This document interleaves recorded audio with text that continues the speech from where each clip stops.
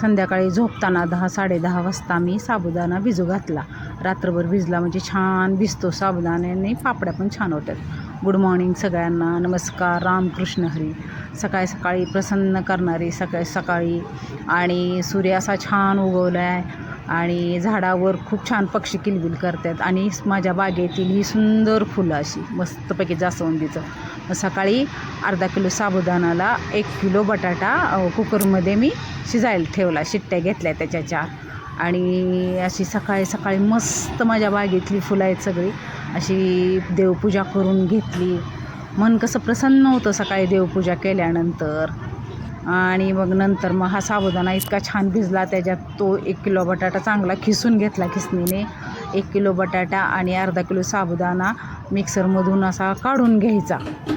गरम पाणी ओतायचं, साबुदाणा आणि बटाटा मिक्स केलेला मिक्सरमध्ये काढून घ्यायचा. आणि 2 तांबे आहे पुढे मी दाखवलेलं आहे तांब्या, तेवढे 2 तांब्या पाणी मी गरम करत ठेवले.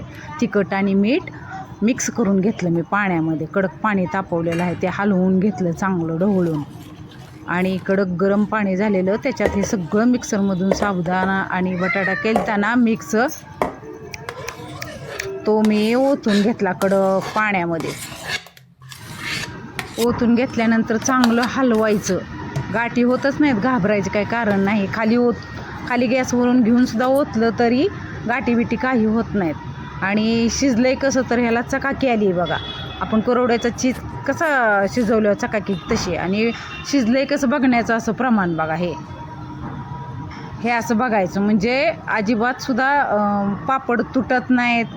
आणि न तुटण्याचं कारण म्हणजे हे चांगलं शिजलेलं आहे पीठ.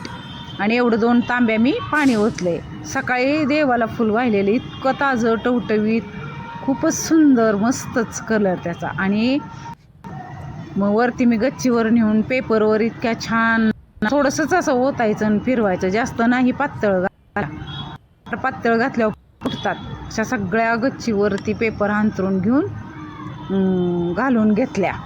उपवासाच्या पापड्या आहेत त्या, साबुदाणा बटाटा शिजवून पापड्या ह्या इतक्या खुसखुशीत आणि कुरकुरीत ज्या झालेत ना, खूपच छान झालेत आणि टेस्टी पण झालेत. अशा तुम्ही करून बघा. साधी सोपी पद्धत आहे, काही अवघड पद्धत नाही. एवढंच की पीठ शिजून द्या 10 मिनटं. शिजलं अजिबात म्हणजे सगळ्यांना चिरा पडत भेगा पडत नाहीत. छान झालेत बघा. मी दुपारी ऊन उठल्यानंतर जवळजवळ 2:30-3 वाजता लगेच सुकल्या, जाऊन काढल्यावर इतक्या जी छान झाल्यात ना.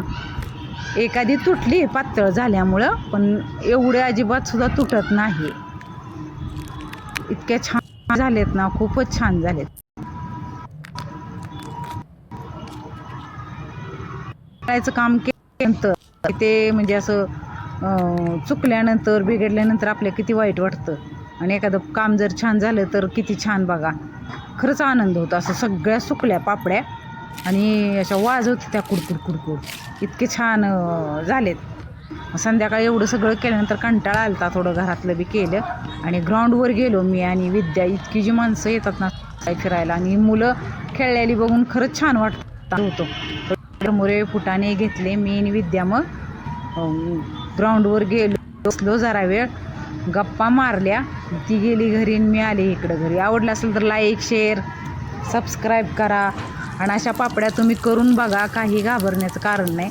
फार अवघड आहे म्हणतात, काही अवघड नाही. अशा पांढऱ्या शुभ्र उपवासाच्या पापड्या तुम्हाला जर आवडल्या असल्या तर माझ्या चॅनलला लाईक, शेअर, सबस्क्राईब करा. आणि तुम्ही सुद्धा करून बघा. ही साधी सोपी पद्धत आहे माझी पापड्या करण्याची. चिरत नाही, तुटत नाही, उन्हाळ्याचं कामान छान होतं.